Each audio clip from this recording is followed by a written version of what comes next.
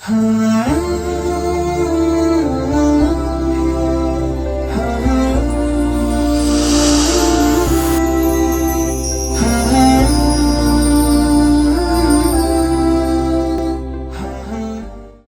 اللہ الرحمن الرحیم الحمد للہ رب العالمین والصلاة والسلام علی سید المرسلین محمد وعلی آلہ وصحبہ اجمعین اما بعد فاعوذ باللہ من الشیطان الرجیم بسم اللہ الرحمن الرحیم وَلَقَدْ يَسَّرْنَا الْقُرْآنَ لِلذِّكْرِ فَهَلْ مِن مُدَّكِرٍ صدق اللہ العظیم۔ محترم ناظرین، اللہ تبارک و تعالیٰ نے اس دنیا میں انسان کو پیدا کیا تو اس کی ضروریات کے لحاظ سے اس کے لیے بہت سی نعمتوں کا اس دنیا میں انتظام فرمایا۔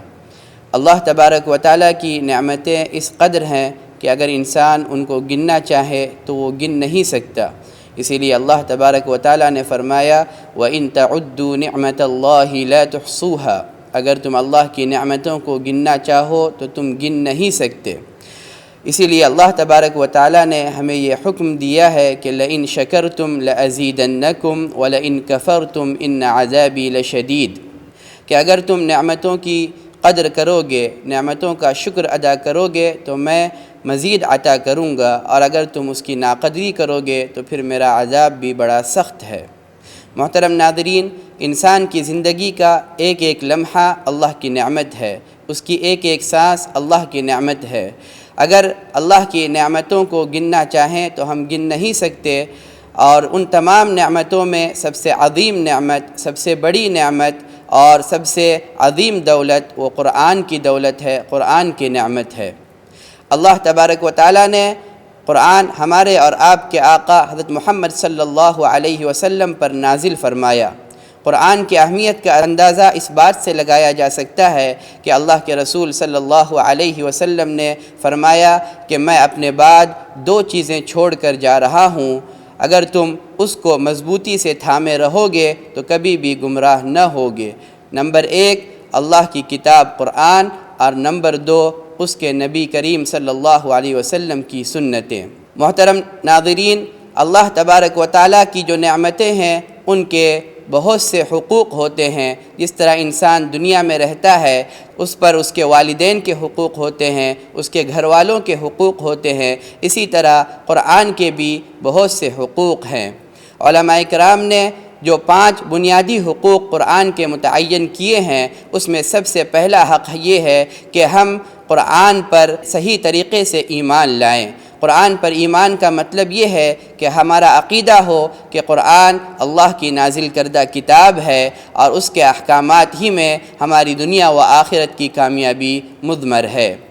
دوسرا حق قرآن کا یہ ہے کہ ہم قرآن کی خوب تلاوت کریں۔ اسی لیے اللہ کے رسول صلی اللہ علیہ وسلم نے فرمایا کہ قرآن کے ایک ایک حرف پر 10 نیکیاں ملتی ہیں۔ پھر اس کی تفصیل بیان کرتے ہوئے فرمایا کہ الف لام میم یہ ایک حرف نہیں ہے، بلکہ الف ایک حرف ہے، لام ایک حرف ہے، میم ایک حرف ہے۔ یعنی اگر کوئی انسان الف لام میم پڑھتا ہے تو گویا کہ اس کو 10 نیکیوں کے اعتبار سے 30 نیکیاں ملتی ہیں۔ اس اعتبار سے اگر ہم غور کریں تو ہمیں اندازہ ہو جائے گا کہ اگر ہم سورہ فاتحہ پڑھیں گے تو کتنی نیکیاں ہمارے حصے میں آئیں گی۔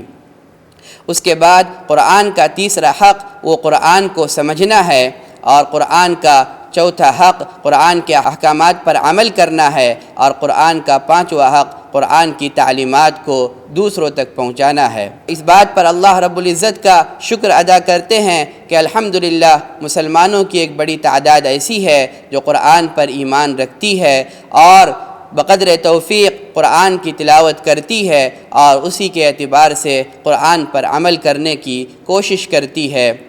یہ قرآن کے پہلے حق اور دوسرے حق اور چوتھے حق کی ادائیگی کی کوشش ہوتی ہے، البتہ عموماً یہ دیکھا جاتا ہے کہ قرآن کے تیسرے حق اور 5ویں حق میں کوتاہی ہوتی ہے۔ حالانکہ یہ دونوں حقوق ایک دوسرے سے ملے ہوئے ہیں۔ جب تک قرآن کا تیسرا حق ادا نہیں ہوگا اس وقت تک قرآن کا 5واں حق صحیح طور پر ادا نہیں ہو سکتا۔ قرآن کا تیسرا حق قرآن کو سمجھنا ہے، اور قرآن کے سمجھنے کے لیے ہمیں یہ جاننا ہوگا اور یہ سمجھنا ہوگا کہ قرآن کس زبان میں ہے۔ ہمارا آپ بخوبی اس بات سے واقف ہیں کہ قرآن عربی زبان میں ہے۔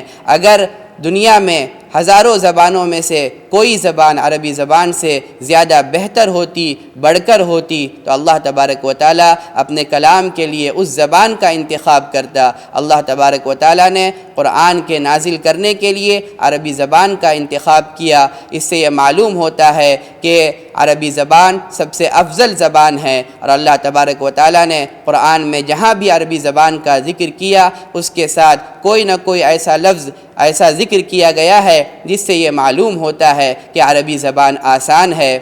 اور سورہ قمر کی جو آیت شروع میں تلاوت کی گئی اس میں اللہ تبارک و تعالیٰ ایک بار دو بار نہیں بلکہ کئی بار اللہ تبارک و تعالیٰ اس بات کو ہمارے سامنے رکھتے ہیں کہ ہم نے قرآن کو آسان کیا ہے یاد کرنے کے لیے، نصیحت کے لیے، سمجھنے کے لیے۔ تو کیا ہے کوئی سمجھنے والا اور اس سے نصیحت حاصل کرنے والا؟ اللہ تبارک و تعالیٰ کا یہ اعلان ہے، اور ہمیں اس اعلان کے مطابق عمل کرنا ہے اور قرآن کے تمام حقوق کو ادا کرنے کی کوشش کرنی ہے، اس پر صحیح طور پر ایمان لانا ہے، اس کی خوب رمضان کے مہینے میں اور عام دنوں میں بھی تلاوت کرنی ہے، اور رمضان کے مہینے میں خاص طور پر اس کو سمجھنے کی کوشش کرنی ہے، اور پھر خود بھی اس پر عمل کرنا ہے اور دوسروں تک اس کی تعلیمات کو پہنچانا ہے۔ اللہ سے دعا ہے کہ اللہ رب العزت ہمیں ان باتوں پر عمل کرنے کی توفیق عطا فرمائے۔ وما توفیقی الا باللہ، وآخر دعوانا ان الحمد للہ رب العالمین۔